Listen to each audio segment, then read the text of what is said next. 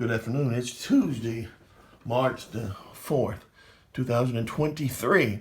And it is a beautiful spring day here. It is around 86, maybe getting closer to 87 degrees Fahrenheit, which is about 30 degrees centigrade, right? So I know a lot of people might think that sounds hot, and I guess it could be, in certain sense. It would be for Quito. It would be right on the nose for Quevedo, Ecuador. Quito, Ecuador would be really hot for. But for here, it's just a nice spring day. So, and what we're looking at today is Lone Astrotank, a solitaire sci-fi war game by Mike Lambo, obviously. Once again, you've got used to that kind of layout and that kind of look on one of his game books, which is a straight giveaway whose it is, and that's not a bad thing either. That's just kind of a familiar look at this point. All right, I do a solitaire sci-fi war. I do like the sci-fi war games. I think that Ogre is one of my favorite. Right, you're dealing with that, fighting against Ogre, playing as a huge monstrosity. I always liked the idea of fighting against it with conventional forces, and that would be conventional forces in that day and time, right? But love that idea. Love that idea. And so this is Lone Astrotank. So let's get into it. I haven't even looked at it. Had a lot of other stuff going on, so I hadn't had the time to look through it. The Astrotank will be developed in the 22nd century to counter perceived threats from as yet undiscovered alien species. That sounds right. That's exactly what we would do, right? Is hey, we don't discover. Sounds right.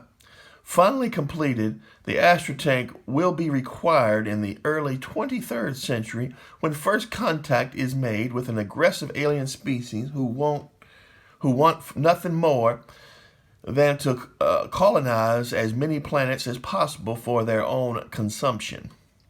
Despite some attempt at a peaceful settlement, the aliens will breach a preliminary agreement and construct a base on our own moon. Yeah. As one of Earth's non-negotiables, it will result in all-out war between two species.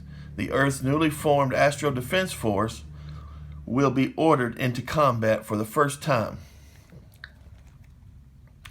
That may prove somewhat of a problem to get the whole world working together to have an Astro Defense Force. Of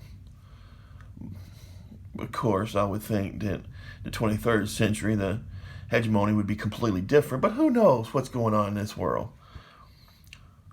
Lone Astrotank puts you in charge of a single Astrotank and its 3 crew members as it is dropped onto different planets to assist with the removal of alien presence.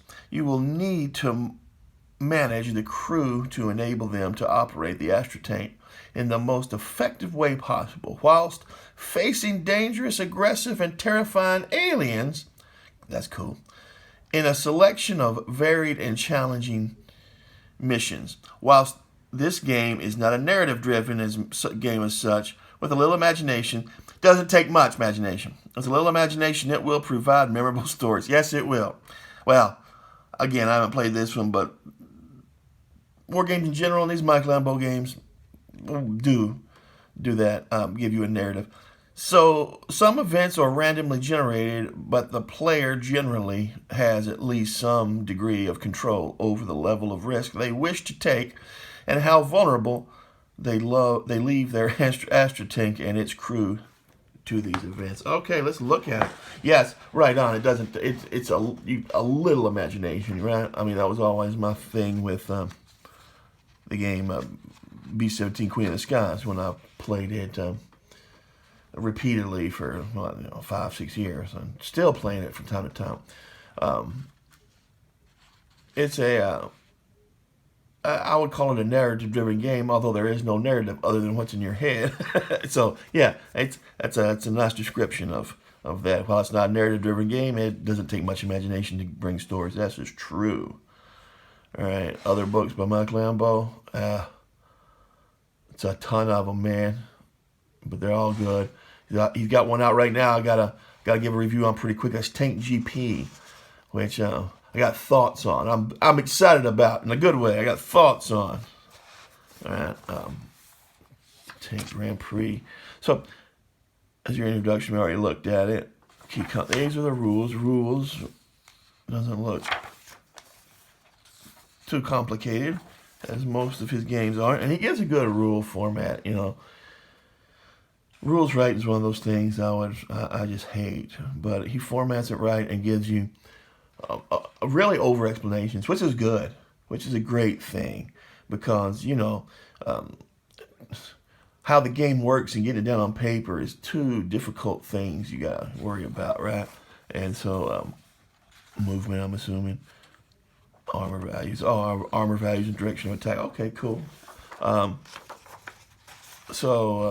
he does a good job. I mean, rules. He does. You know, like all this, the first 21 pages is basically rules for a phase 5. Let's go to the turn phases. Look at this. Sequence of play. For pretty simple games, and so that's, I think he's probably done that so people would have a less of a problem figuring it out, and undoubtedly that's what it is, and it works.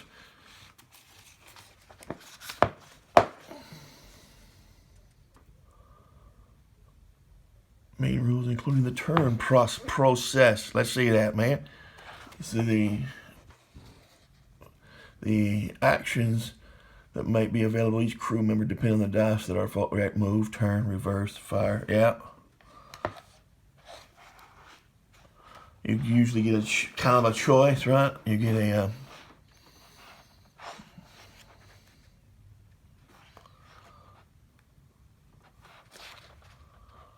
okay, phase 5. How many phases are there?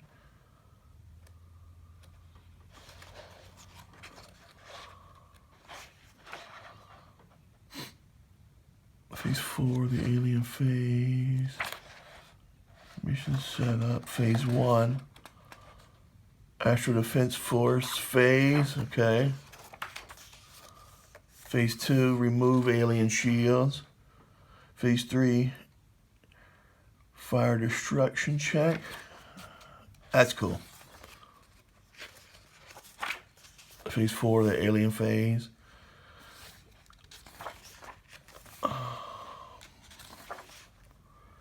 Alien phase has gone over very well, as it should be. That's the AI, I guess.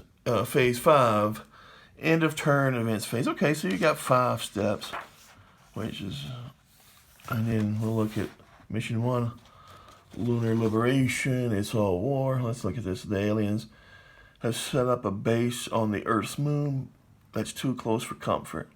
Time to show them what we've got. Objective, be on either of the 2 building hexes with no aliens left on the map. Setup, place 2 infantry and 2 tanks facing the numbered edge on different random numbered hexes. Place the Astrotank on the outline hex as a transporter facing any direction. Okay. Alright. You know, I was going to mention this in a...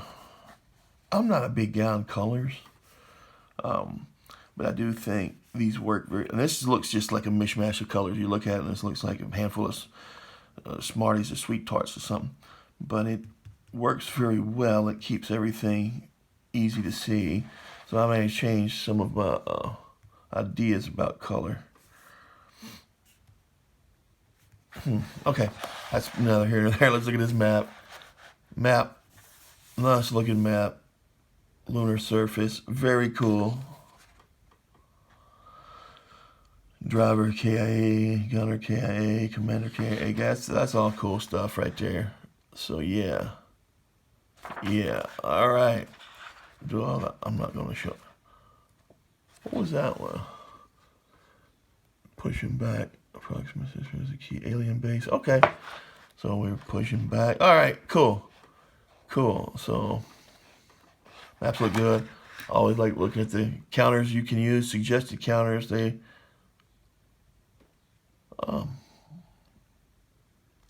Look nice. Look nice. As he puts, while by no means is necessary, some people might like. Yes, some people do. I might not necessarily be one of those people, but I know a lot of people do like to have a counter, and that's cool. All right, there it is. Lone Astrotank by Mike Lambo. Very well done. That's one that just looks fun, man. To be honest with you, and the racing game, the tank game. I gotta get to talking about that because again, I have all kinds of thoughts on. All right, I've been busy.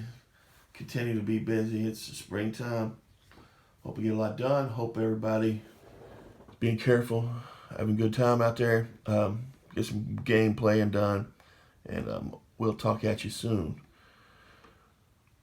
I might have a couple more shorts this week. Don't look to have another video just because it's just busy. So y'all have a great day. Take it easy. Take care, and always be careful. Bye-bye, y'all.